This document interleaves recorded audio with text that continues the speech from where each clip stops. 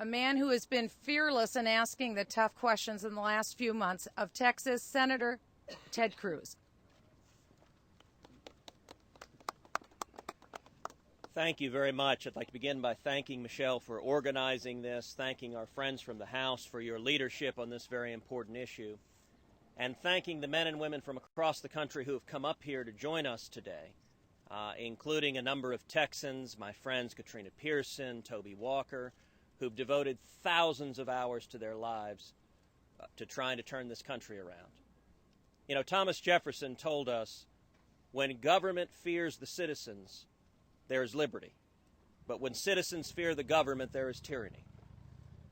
The last couple of weeks, we've had a series of disturbing revelations, all of which share common elements between Benghazi, the IRS, and the HHS Secretary pressuring private companies to support political efforts to support Obamacare.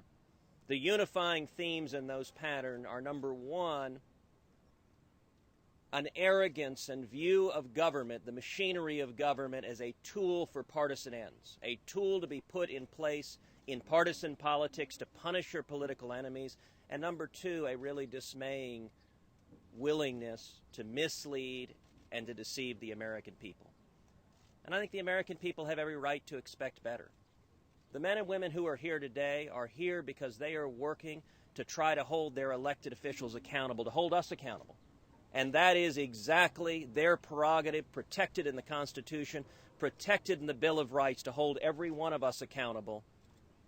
And the idea that the federal government and the IRS in particular would be targeting citizens, and in particular looking, if they had the temerity to actually speak out, exercise their constitutional rights to speak the truth, they would be subjected to special harassment, special scrutiny, special targeting.